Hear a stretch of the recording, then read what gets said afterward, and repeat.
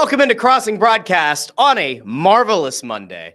It is one of the best Mondays. Why, Russ? What makes you think today is such a great Monday? My kids have gone back to school. Most of them. Not all. Still have to wait a little bit for one of the other ones. But most of them have gone back to school. I finally have the house kind of back to myself where I can work without the kids running like psychopaths through the basement to bust into daddy's office, to go sit on a yoga ball, to go do this, to go do that, to knock over a light, to do... They're gone. I love them. And I hope that they're learning today, and I hope they're doing a lot of great stuff. But the kids are back at school. Pumpkin spice season has arrived and pissed off Kevin Kincaid. It's a great day to be alive in the Delaware Valley. Oh, and by the way, the Phillies, Jekyll and Hyde as they are, they appear to be sort of back. Again, maybe, who knows? Who's to say? It's possible. Maybe they're back. We'll talk about that in a little bit. And I also have to get to, and you could throw a comment wherever you want, whenever you want. If you're on Instagram Live, you can comment over there. I can't pull your comments up on the screen, but I can read them. I can bring them up. So by all means, leave a comment over on Instagram Live. If you're joining me over on YouTube or on Facebook or on X, remember, drop the comment. If you're on X, you have to click on the video and go into Periscope mode and then comment there, and I can pull it up on the screen. I need to know, because I feel like I'm starting to talk myself into some sort of like a manic state about the Eagles. And we're going to get to them a little bit later on.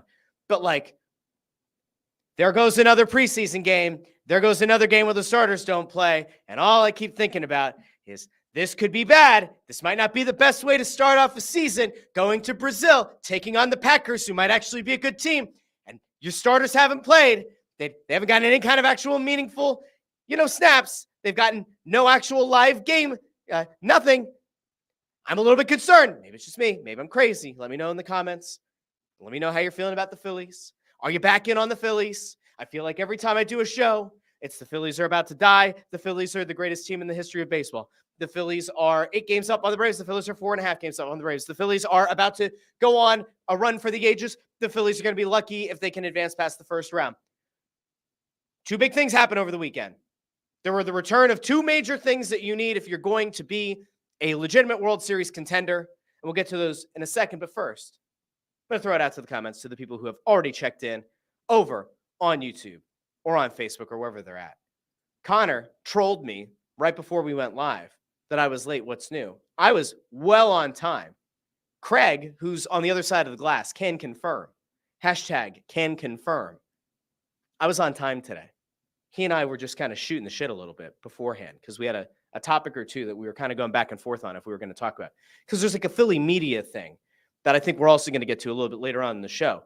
If you pay attention to Philly sports media, you might have an idea what I'm talking about. We'll talk about that a little bit later on in the show as well. But here we go. Connor, with a thought on the Eagles. We're going to get their rusty excuse when they look like shit in the first game. Let me know what you feel about the Eagles. We'll get to them in a little bit. But let's start off with the team that people are the most excited about. The Philadelphia Flyers are apparently back at... No, not the Flyers. We're not talking about the Flyers today. Okay. No Alexei Kolosov updates. They don't exist. We might talk about that tomorrow on the Russ Joy Show. I'm not exactly sure. There are a bunch of different things going on behind the scenes with a bunch of things. So anyway, the Russ Joy Show, if you haven't subscribed yet, it's over on YouTube, wherever you get your podcasts. It's a delight. Every Tuesday and Friday morning, as of right now, football season, we might change that. I will tell you that if you do watch that show, if you check in live on YouTube, on Facebook, and on Twitter, tomorrow's show is going to be 8:30 a.m. I have to adjust to my kids' bus schedule now. I can't just be the parent who tells their elementary school age kids, all right, guys, go frolic off to the bus stop while daddy does a show. So 8:30 this week on Tuesday and Friday for the Russ Joy Show, wherever you get your podcasts, and on YouTube, live. All right. The Phillies did something this past weekend that we've been begging and pleading for them to do. They finally fired Taijuan Walker into the sun. What's that? No, I can't. No, Craig, no. They didn't. They didn't fire Taijuan Walker off into the sun. Oh, they sent him out for another start. Oh, they think Taijuan Walker is going to get better. They think that the innings eater he's going to be the innings eater. No, that didn't happen, did it? No, Taijuan Walker got his shit kicked in again. Oh, okay. Just wanted to check. Taijuan Walker is an absolute disgrace. Now, there are people who do shows, one of them who I'm friendly with, Broads does a show. He gets himself very worked up, right? He yells into the camera, and I respect it because it works. And in the YouTube algorithm, it works, and it plays really well in short form content. He's a very smart guy, and he's built a very nice channel. I can't necessarily yell into the camera the same exact way that Broads does. Part of that might be because my daughter's upstairs, and if she starts hearing me yell, she's going to think I hurt myself. So we're not going to go full-fledged. But somebody explain to me why Taijuan Walker's still on this team. Can somebody please explain to me why Taijuan Walker's still getting starts at this point? Can somebody please try to make sense of anything that has to do with Taijuan Walker? He had 3 starts in the month of August. Innings pitched for the innings eater. 4 innings against Miami. 4 2/3 against Washington. 3 innings this past Friday against Kansas City. Oh, but Russ, it's okay because, even if he doesn't eat up the innings, he won't allow that many runs over that time. All right, he gave up 3 earned runs in 4 innings. He gave up 3 earned runs in 4 2/3 innings. Then you're like, all right, let's follow the trend line. Let's follow the trend line. He's going to go 5 1/3 against Kansas City. He's going to give up those same 3 runs. Nay! No. Taijuan Walker doesn't like your trends. He doesn't believe in line graphs. He doesn't believe in consistent trends. Taijuan Walker got blown up, like in a bad way. Taijuan Walker got emasculated by Kansas City. 3 innings. That's it for the innings eater. 6 earned runs. What are we doing here? And I always come back to this. We knew when the Phillies signed him, he's not a good pitcher. The Mets fans were dancing in the streets, legitimately excited that Taijuan Walker was gone, and said, what the hell do the Phillies think they're getting? What do the Phillies expect that they can pull out of this guy that we couldn't get? Now, in fairness, the Mets stink, right? And we know that the Mets historically stink, and that sometimes their players move on to other teams and do well. It's almost like the Phillies curse, right? Philly teams, we have a player, we're not exactly sold on them, they go elsewhere, they become the absolute Philly killer. Taijuan Walker, we all knew stunk. We knew a big part of him stinking is that he's erratic, or he can be erratic. But the one thing you were supposed to be able to rely on him for was eating innings, which he has not done consistently in quite some time. Okay. So Taijuan Walker, not a good pitcher, not eating innings, and then gets blown up by Kansas City. At some point, this Phillies organization needs to sit down and have a come to Jesus moment. And if they don't believe in Jesus, a come to tree moment. They need to have a moment where they sit back and say, this isn't good enough. If we're trying to be a World Series contender, this Jamoke can't be our 5th starter. He can't be part of the rotation. But Russ, they might only go to 4 starters in the postseason. Russ, you might only need 3 good pitchers in the first round. So Taijuan Walker doesn't. It doesn't matter. He's still on this team. You still have a month of games to go. I always come back to the same thing. You're 1 injury away at the top of the rotation from Taijuan Walker all of a sudden not being your 5th starter, but being somebody who you're going to expect to perform in higher leverage situations. Good luck. Let's go to this because Craig pulled it up. And to, justify Craig's $500,000 salary here, we're going to go to the thing that he pulled up from over on Twitter. Andrew Cote says the Phillies have lost the last 7 games Taijuan Walker has started. It's currently 6-2 Kansas City. This is on Friday. And looking like that could be 8 losses. Walker's stats in those 8 games, 38 innings pitched, 43 hits, 30 earned runs, 18 walks, 32 strikeouts, 11 home runs, a 7.11 ERA, 7-11. They're open all day and all night. And if you're a hitter looking to feast, good news, Taijuan Walker is just like 7-11. He is open all day and night for you to tee off and for you to feast. At some point, you have to sit back and say, what exactly was the point of signing Taijuan Walker? And again, it was innings eater. That was what he was brought in here to do. Sure, he might give up 4 earned runs. Sure, he might give up 5, but he'll go 6 innings deep.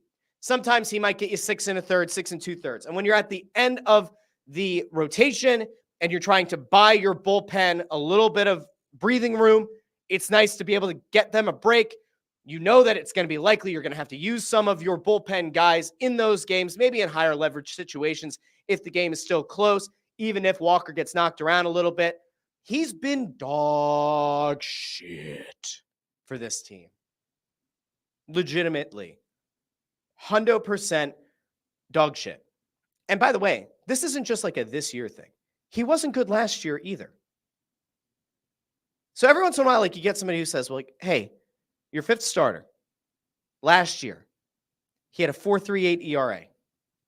What more could you ask of a fifth starter? Do you expect them to be a Cy Young caliber guy, Russ? Are you out of your mind? Yes, I am out of my mind. No, I don't think a 4.38 ERA is the worst thing, but it's how you give up those runs. It's the same-ish sort of thing of why I get so angry with Aaron Nola, because like you look at the inconsistency and you look at the fact that the guy has Cy Young stuff and then doesn't have Cy Young stuff up here, and all of a sudden you never know what you're going to get from him, and like the numbers even out. Sometimes he has a dominant performance. Sometimes he has a woeful one where they just tee off like they're in the batting cages, right? Like in batting practice, right? Taijuan Walker, I guess, for better or worse, doesn't give you the highest highs and the lowest lows. He just gives you a platter of feces virtually every time out. And the worst part is the Phillies front office said, that's okay. These feces may be feces, but we think they're valuable feces because they'll attract enough dung beetles and it's going to help our general natural habitat in the dugout. Feces. Taijuan Walker feces. Here you go. Please enjoy. Nobody enjoys it. And again, if the one thing that you're brought in here to do is eat innings and then you don't, you're not living up to the one thing you're responsible for. I host this show sometimes. I host this show. It's my job to host it. If I don't host it, nobody else does. Who does it? Craig produces the show. If Craig's not here, who produces it? Nobody else. It doesn't work. You have one job. Do people expect me to come on here and be handsome and charismatic? No, maybe. Maybe charismatic sometimes. Definitely not handsome. And if you do, you need to get that prescription checked. It's back to school, everybody. Make sure you get your prescription checked. Parents, grandparents, everybody out there, get your new bifocal lenses. He has one job. He doesn't do the job. If he doesn't do the job, then what are we doing? Now, look, the Phillies are up in the division. Things are starting to go the right way. You do have a Braves series coming up. But Siri likes to listen to me when I do the show and offer stuff that I don't want. But like you have this series coming up against the Astros. In theory, should be a pretty tough matchup because the Astros, no matter how they've played this season, are still going to look to big brother you because they took you down in a World Series.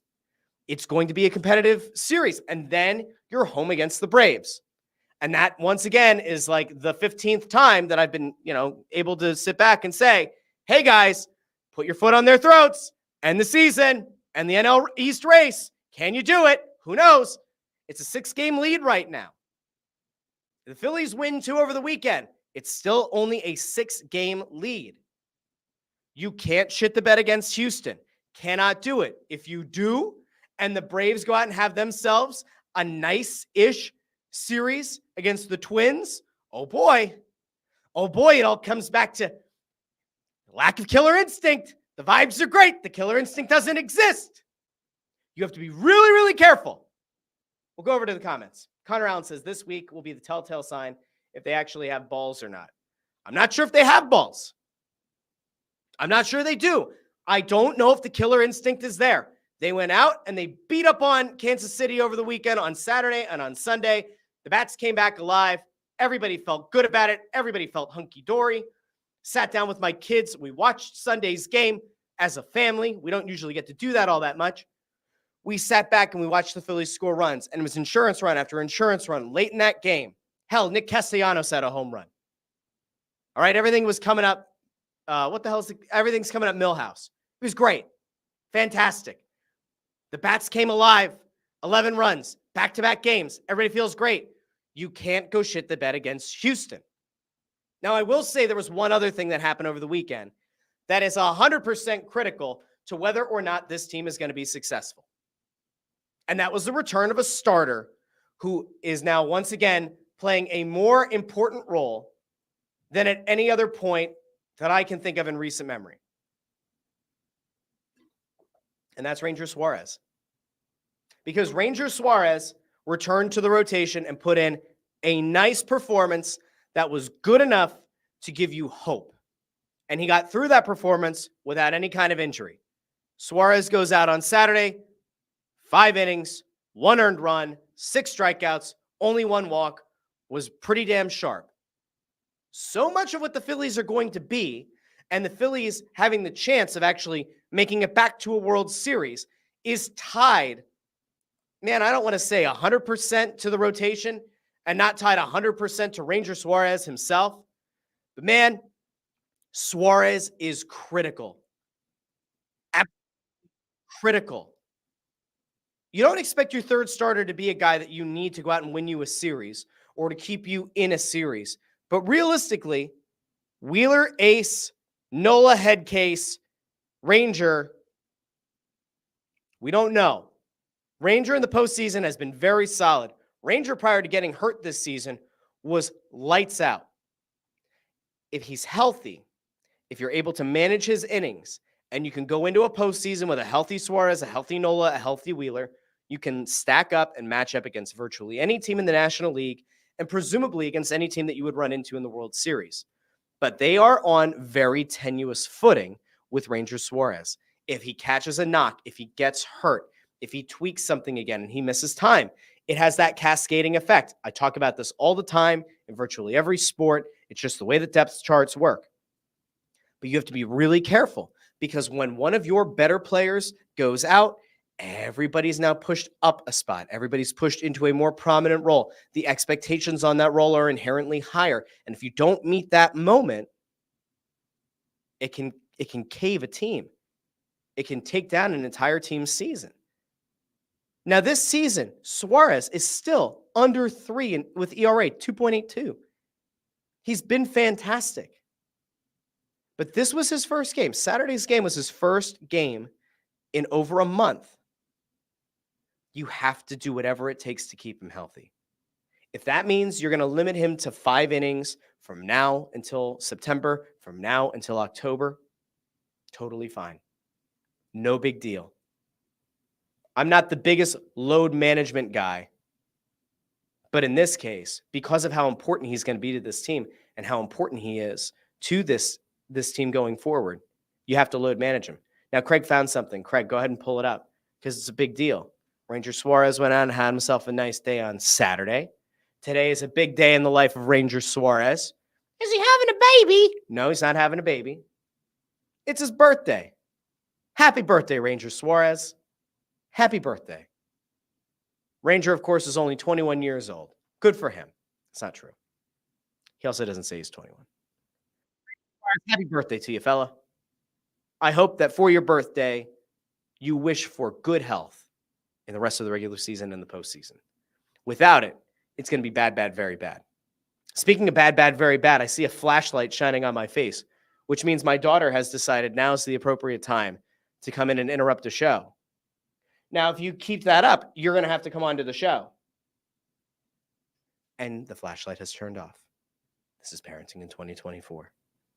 Now, Suarez, is he going to be critical down the stretch if he can only pitch 5 innings a game? If my whole idea of load management for him is going to be the way the Phillies go, yes, he is still going to be critical. It's not ideal, especially when you have a guy at the end of your rotation who can't go longer than 4 innings. Like, yes, then eventually you could be talking about taxing the bullpen. But if Suarez goes out and gives you 5 dominant innings from now until the end of September, and then you ramp it up or you start to ramp it up towards the end of September into the postseason, then it's a totally different situation. 100% different. Now, he's going to be as massive to this team as anyone on this team, as my daughter continues to bother me. What? In 10 minutes. Craig is supposed to be dealing with my daughter. He's on the other side of the glass. He's sitting on his ass. All right, so he's not on the other side of the glass. We've now officially ruined that as a possibility. Craig and I are not in the same room. We're not even in the same state. I digress. Wheeler, Nola, Suarez, down the stretch, if they're strong, this team can hold on. Come back to this series coming up against Houston is big. We all know it's big. The one against Atlanta after it is potentially the entire season. And the shitty thing is, if you're a Phillies fan, you've gone on this roller coaster ride the entire season since the All-Star break of they're back, they're gone, they're back, they're gone, they're back, they're gone. The Braves haven't been taken fully out of this thing yet. The Mets are not exactly fading, right? The Phillies, Mets, and Braves all have a 6-4 record in their last 10. So it's not like one team is significantly hotter than the other. It's not like one team is massively outperforming the other two. But what you have, if you're a Phillies fan, is you have to have the realization that, like, that Braves series, it's entirely possible. Maybe you go into it with an 8-game lead. Like, maybe this next series against Houston goes superbly for you, and the Twins end up taking down the Braves a bit, and it's an 8-game lead, and you go into a 4-game series, and even if you get swept at home, which would be a disaster, it's still a 4-game lead, and you're in September, and you're still feeling pretty good about things. But if this doesn't go well, like if you lose some ground, and all of a sudden it's a 5-game lead in the NL East, or it's a 4-game, God forbid, lead in the NL East, and the Braves come to town, and the Braves win that series, and they're within a game, or they're within 2 games, or God forbid they're even, they're level with you leaving that series, then you have a lot of questions, because the Braves have sustained a ton of injuries this year. A ton. In fact, like, there's a case to be made that the Braves have no right being within 6 games of the Phillies, and yet they are. It's the reality of the situation. The Phillies' inability to kill off the Braves the last couple of times they've met could rear its ugly head again. So it's weird because in one sense, you know that that's the series that has really all the marbles, but you can't look past Houston. If you do, chances are they're going to embarrass you. Houston leads their division. It's not like Houston isn't having a good season. It's not like you're catching a Houston Astros team that's on a downward trajectory year over year over year. They're 70-60. They lead the race in the West. This Astros team isn't going to roll over and die. They're not going to roll over and allow you to go into their house and walk away with 2 easy wins and feel good about yourself going into that Braves series. It's absolutely massive. It's imperative that the Phillies win the series against the Astros. You don't need to sweep. You need to win. And preferably, you need to win and go into that Braves series with momentum. Now, I've had enough about talking about the Phillies. This went longer than I expected to, talking about the Fightin' Phils. But good to see Ranger Suarez back. Good to see the Bats waking up. I never know what to do in Nick Castellanos. It's a home run at this point. It's strange to me. It's foreign. I don't know if I feel good or bad about it. Let's get to the Eagles. And then I have a Philly media note, and then we're going to head out. I don't know how to say this in a way that's going to avoid the mob, okay? I don't know how to say this in a way that isn't going to get all the people who get triggered when anybody's critical about their favorite football team. I don't know how to avoid it, but I'm just going to say what needs to be said. The Eagles made a very big mistake by not getting their starters in against Minnesota over the weekend. It is a stupid, stupid call to not get those guys in. I totally get that we know what Jalen Hurts is, and we know what A.J. Brown is, and Devontae Smith, and Saquon Barkley in this offensive line, and Cam Jurgens playing center. You know, there's a question mark there, maybe at least a little bit. Defensively, like, not playing your starters is arrogance. It's not a thing that you do because you sit back and say, like, hey, the preseason is so meaningless to us as a potential Super Bowl threat that we don't want to run the risk of anybody getting hurt. So we're going to just forego the preseason, at least in terms of all of our starters. We're going to forego the preseason because we don't need it, because we are that much better, because we are that much farther ahead of the rest of the NFC. We don't need it. We know what the offense is, minus Jurgens in for Jason Kelce. No, that's not how this works. You can have joint practice if you want. You can have your training camp with or without pads. You can do all the little shit that Nick Sirianni, for whatever reason, feels like is a good way to go about it. Not getting any kind of meaningful minutes in the preseason, even tune-up reps against live action, to me, is the ultimate in arrogance. Andy Reid and Patrick Mahomes and Travis Kelce, those guys have won Super Bowls together. Who was playing in the preseason? Patrick Mahomes, Travis Kelce. Does Nick Sirianni know something that Andy Reid doesn't? Is Nick Sirianni a better head coach than Andy Reid? Is Nick Sirianni a more accomplished coach than Andy Reid? Did I miss something somewhere along the line? What exactly did I miss? I brought this up a week ago over on the Russ Joy Show, wherever you get your podcasts, and on YouTube. And I had some people saying preseason doesn't matter. It was ridiculous to expect that you'd see Jalen Hurts taking any reps in a game against Baltimore, right? That was the first preseason game. That's when it was reported by a few of the beats, by a few of the other bigger Philly media personalities that Sirianni wanted to get his starters in for a series at least. It didn't happen there. It was, oh, Russ, you're getting yourself all worked up about a game that they were never going to play in. Fine. Second preseason, oh, Russ, you're just getting yourself worked up about a game they were never going to get in. It's fine. Preseason game against the Vikings, your last legitimate opportunity between now and September 6th to get your guys time, to get your guys reps, to get your guys ready for the regular season opener. Nick Sirianni sat back and said, we don't need to. Unnecessary. Our team is ready. I'm sorry. That's crazy to me. And you could say that, hey, it's a bigger risk on Andy Reid's part for going out and putting Patrick Mahomes and Travis Kelce in harm's way. But if they're going to do it, if they're a team that does it, I find it beyond the point of arrogance to not even acknowledge that, you know what, it's calculated risk, but we would rather have our guys stay healthy and we think that they're going to be fine. There hasn't been any of that. I don't know what the Eagles are thinking. And look, if they go out and they have a really strong game against the Packers in Brazil, everybody can feel fantastic, okay? Everybody can feel wonderful about it. And I'll come on this show and I will go out of my way to say, you know what? I was wrong. The Eagles looked incredibly sharp and they turned the screws and they kicked in the Packers' teeth. They didn't need the preseason. Now, whoa, we just got a little bit of info here. And it didn't even come from our friend. It came from somebody else who apparently quoted. I don't know where this did. This come from crossingbroad.com, Craig? This tweet that you just put out? Let's throw the tweet up on the screen. I don't know where this is coming from. Maybe it's from over on Crossing Broad. Maybe Ant got around to writing a game recap. Ant is being quoted by somebody over on Twitter who says, Sanfilippo says via informed speculation that Taijuan Walker may not be a member of the Phillies for much longer. I'm pretty confident that he's not going to start again. The question is whether DFA or potential outright release happens today, tomorrow, or Wednesday.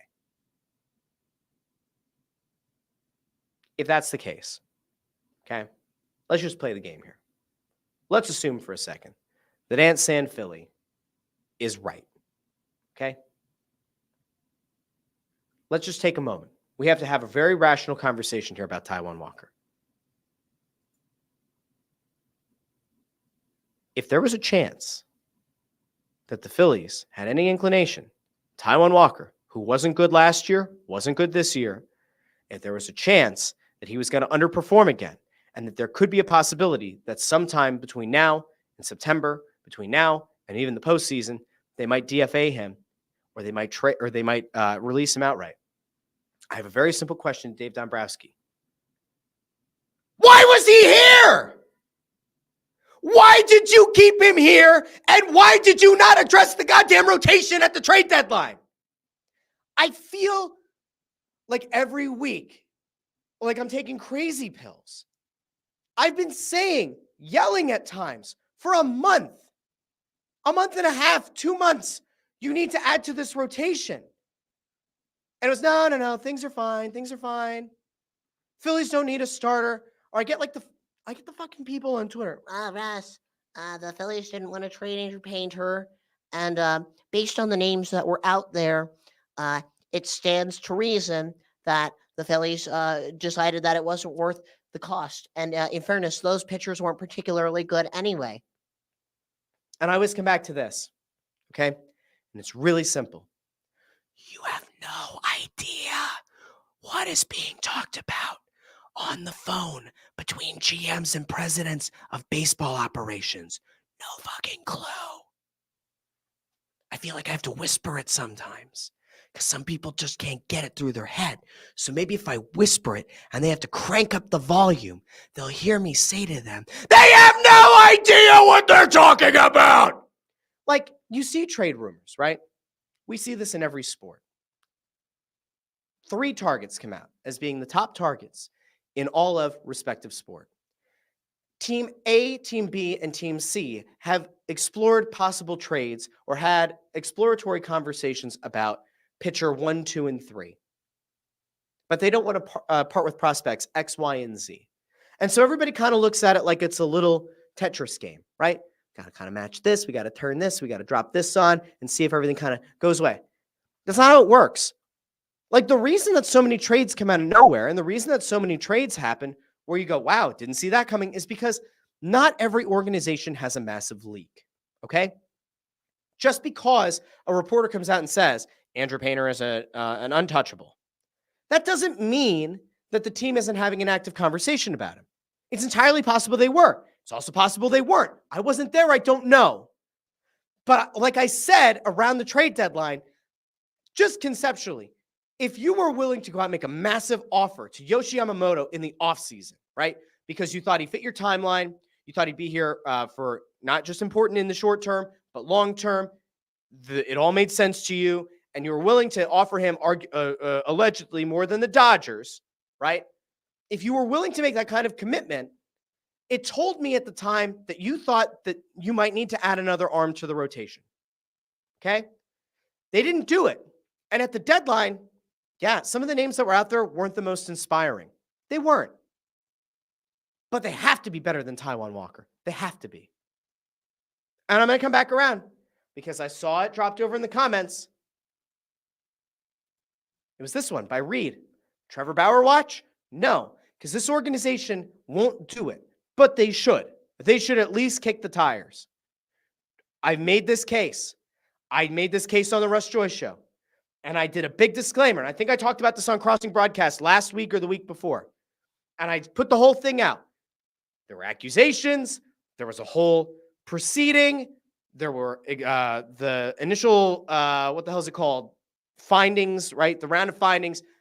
And eventually, I think it's settled or it was dismissed or whatever the hell. It was a civil suit. I'm not saying Trevor Bauer is a great guy. I'm not saying Trevor Bauer is even a good guy. I'm not saying Trevor Bauer is a bad guy. I'm not saying that he's the Antichrist. I have no idea what Trevor Bauer is. I know what the accusations made against him were. I know he hasn't gone to jail.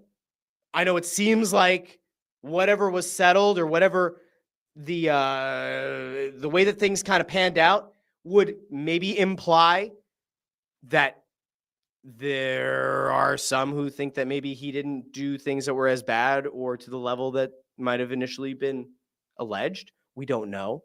What I do know is it appears Major League Baseball's blacklisted him. They've blackballed him. But if you're the Phillies, and if Ant San Philly's right, and Taijuan Walker is going to be released or DFA'd, somebody has to have a conversation about what is one way that we can go out and potentially fortify the back end of the rotation.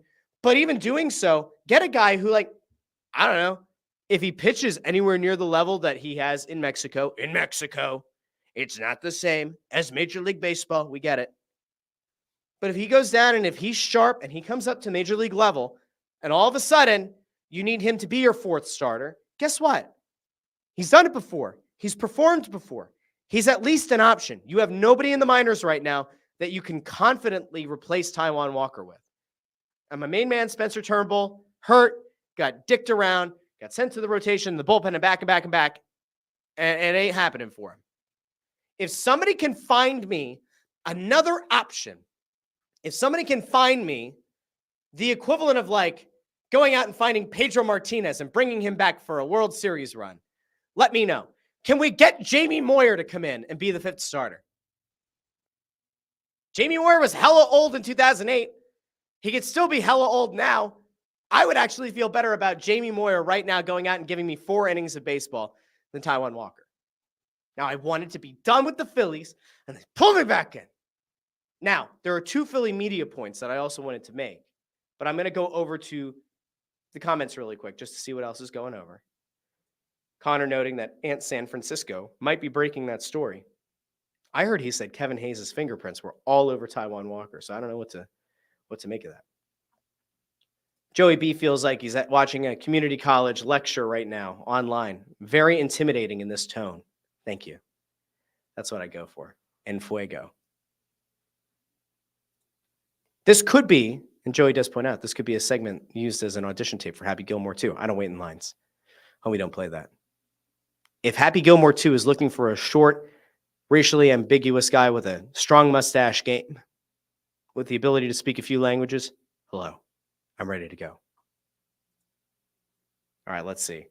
Also asking where Kincaid is. Need Kincaid to talk me off the ledge. No. Reed DeFord says it's sink or swim time for Mick Abel, in all honesty. I don't think so. I don't think they'll go that way. Joey B asking about Penn State at West Virginia. Kincaid's assessment is needed. Come back on Thursday when Kinker's in the lead chair. He'll get you all hyped up about the Mountaineers. I had somebody try to, like, this happened. I think this was when I was up in New York for work. But, like, Penn State came up. None of the people I was with are from Pennsylvania, have lived in Pennsylvania. They don't understand a lot about, like, why Philly fans are the way they are, why Philly and Pittsburgh fans don't necessarily get along, and, like, the whole Penn State thing. But everybody seems to know people who went to Penn State. And I forget what I said, but it was like, they were like, why don't you like Penn State? Like, if Philly doesn't have a team, if Philly doesn't, like, really have a D1 program for college football that you like, why don't you like Penn State? And I said, like, I don't hate Penn State. And as a kid, I actively cheered for Penn State because, like, that's what you did when you grew up in the coal region. You would cheer for Penn State. We had Harvard on the highway, Penn State Schuylkill campus right down the road. There was a chance I was going to go to Penn State main campus. I, like, thought about it, and then I decided I didn't want to just be a number. I went to Westchester, the best Chester. And so, like, Penn State was never really it for me. But what I said to those guys is the reason I don't cheer for Penn State is I have enough Philly teams that I root for and let me down. I don't need another team that I don't actively have any allegiance to also let me down. Penn State fans are a different breed. I live around a bunch of people who are big Penn State fans. Everybody went to Penn State. Everybody loves Penn State. And I say, hey, James Franklin kind of sucks, huh? And they're like, no, he's a great recruiter. I'm like, well, if he's a great recruiter and he gets all these great players, why don't they perform? Well, lots of excuses. I actively choose not to do anything with Penn State. Would I bet on Penn State minus 10.5 against West Virginia? I would not. You know why? Because Penn State can do anything. Penn State can do anything except the thing that you want them to do. You decide that you're going to take them to cover, they won't. You take them to win outright, they won't. Take them to lose, they won't. They'll somehow figure out a way to tie. They'll just figure it out. Maybe they'll forfeit the game. Maybe the game won't happen. Tsunami hits. Who knows? All right, let's see. Joey B with a lovely comment. Joey B's getting a lot of love in the comments today. It's going to piss off Ford. Just watch. Saying the hair is on point today. Looking good on camera, Russ. Thank you. Growing it out. I've decided I'm gonna grow out the flow. Grow the flow. Is that a thing you can say, Craig? Is that allowed in 2024? Can you say glow the flow? I almost said grow the fro. I don't have a fro. No froze here. Bros and froze. I got Ford. See, it worked. It worked. He got upset in the comments.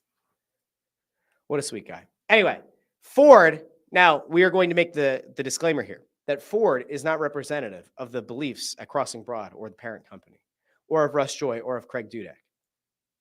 Craig says it's not opinion, it's fact in the mind of Ford. That Bauer was exonerated and the woman made it all up. That's Ford's opinion. But there are people who believe that, which is why I come back to I don't understand why there are no rumors about any team actively looking at Trevor Bauer to help fortify the rotation going into the postseason. I just don't get it. All right, let's go over here. This was actually a very good argument that I had with some people from work. Bucky's versus Wawa, who you got? Bobblehead's awesome. Thank you. Love Bucky. He's a good boy. Yeah, Bucky's. Bucky's beats Wawa. Bucky's is like a whole other thing. I would tell people that like they should actively drive to, I think South Carolina is the closest one if you're in Philly. Bucky's is like a total other level. It's like Wawa and Walmart had a really weird love child, but in like the best way. Half the store is like, no, a third of the store is Bucky's merch.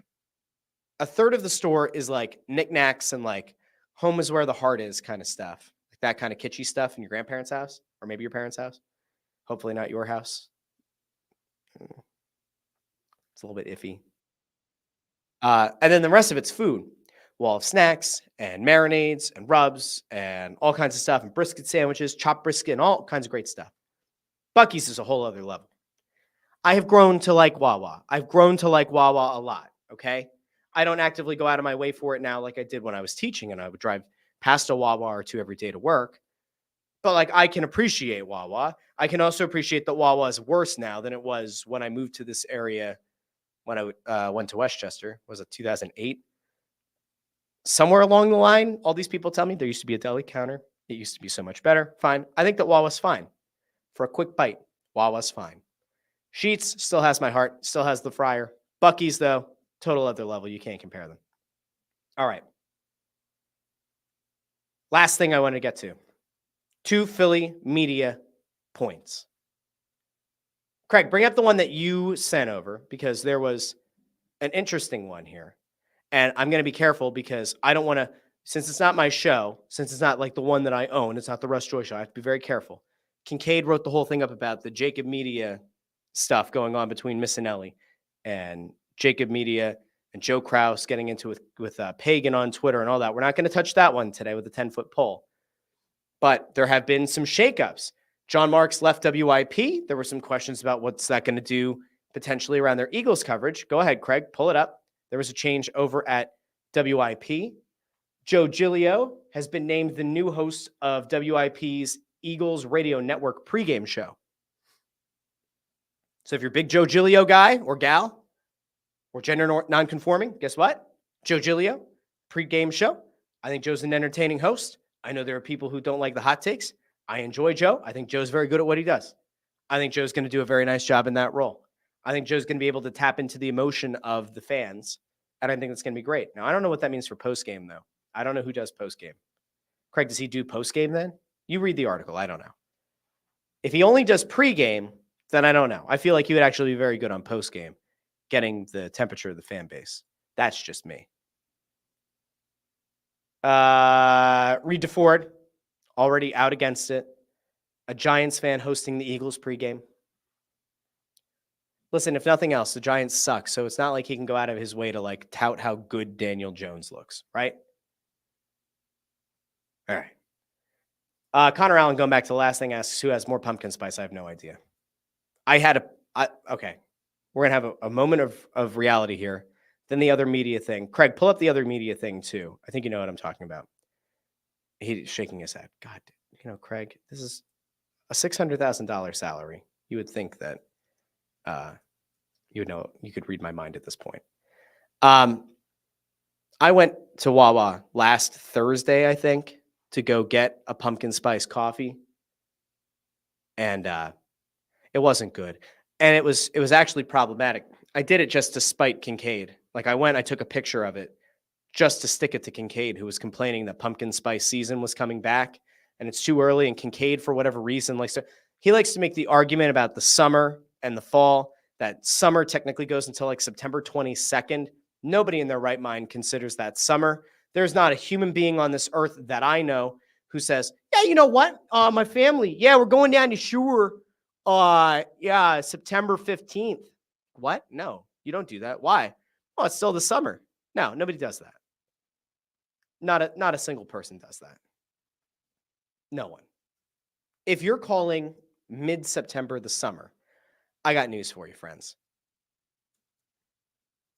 It ain't the summer. It's fake news. That's all fake news, my friends. But the pumpkin spice drink at Wawa was not good. Far too sweet. My daughter picked it out. I love my daughter, but she made a bad choice. Now, she's only 4, so I'm not going to totally blame her, but it is her fault, 100%. I would have picked the pumpkin coffee. All right. Last thing. Final thing. I noticed that there was like a Philly media note other than the Giglio thing. Craig, bring it up.